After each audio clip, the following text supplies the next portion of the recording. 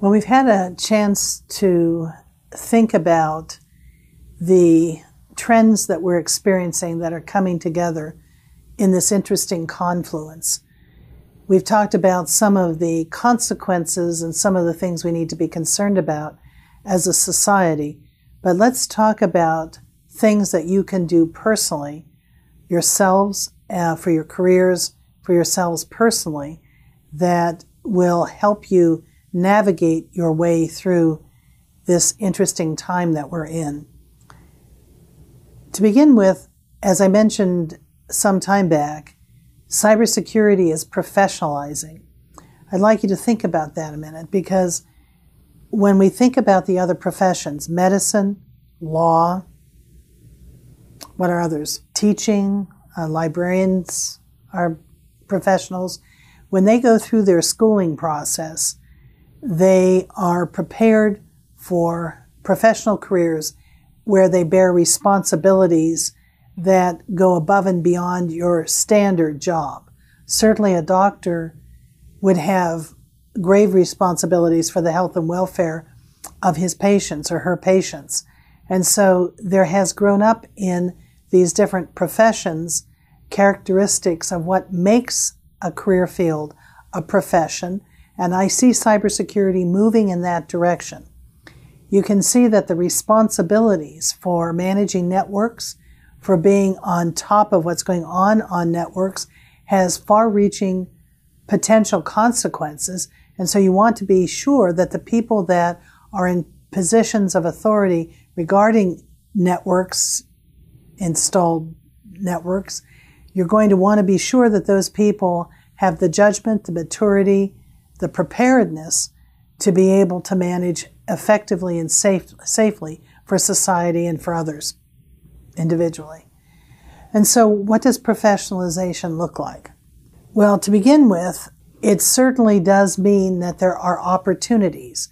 So let's look at your responses personally to what we've described as conditions, trends in cybersecurity. What are you going to do personally?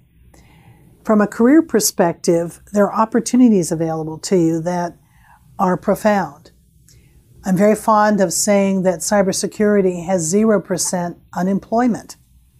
In fact, if you read online various studies that have been done around the world, you see that cybersecurity is one of those career fields that has tens of thousands of open jobs for people.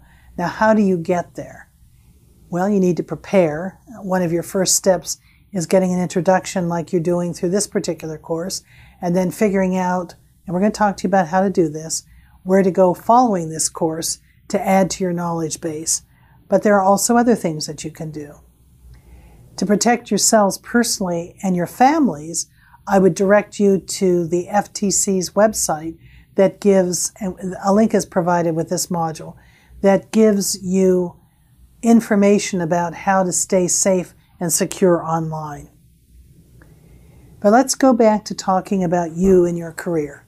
I would direct you to a website associated with NIST.gov that gives you another framework. Not a framework for how to manage cybersecurity, but a framework for how to think about cybersecurity jobs, those 31 different pathways. You get online and you'll be able to find pathways listed with this particular framework, and you'll be able to see the knowledge, skills, and abilities associated with each career pathway.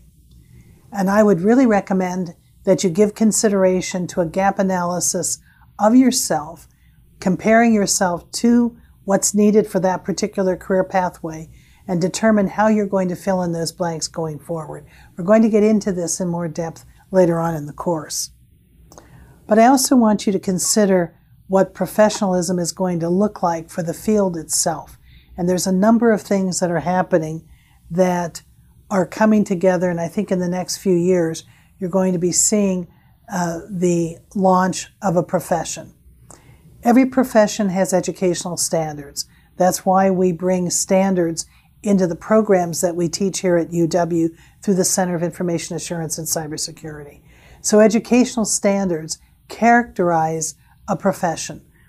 Further, there are codes of ethics and behavioral responsibilities that are also tied to professions.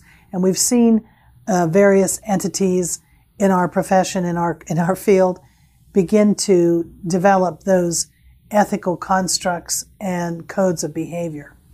Further, there's licensure issues and certifications. Now, we do have certifications available in cybersecurity, but the question is being asked at some of the higher levels, just what are the values of those certifications and how do you measure what somebody has in their heads? So that problem is out there. It's being tackled by a number of committees here in the United States that are thinking this through. I think the issue of licensure becomes challenging because how do you indemnify somebody for taking responsibility of a network when some of the software components are not indemnified by the producers? So those kinds of issues need to be thought through. But again, all of these things are trending, and I'm preparing you for this because as you think about the potential of a career in cybersecurity, you need to be aware that the field is growing, it's maturing very fast, and that it's moving in the direction of professionalization.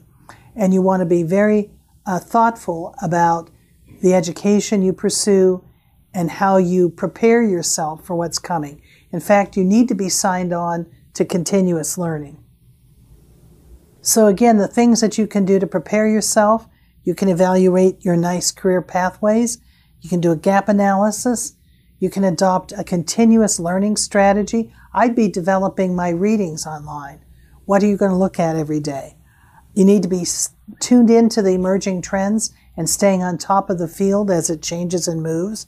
You want to add to your credentials, and I would encourage any of you to join professional organizations. There are ISSA chapters all over the world, ISACA chapters. The first is about network professionals coming together. The second is about audit professionals. Cloud Security Alliance has chapters all around the world. And the HoneyNet Project has chapters all over the world. So there are these organizations out there that you can find locally, that you can join, that you can develop linkages to, a network. You can go to meetings, you can learn outside of the classroom, outside of this organized learning experience that you're going through with us. There's ways you can take charge of your career and open yourself up for an incredible opportunity in cybersecurity.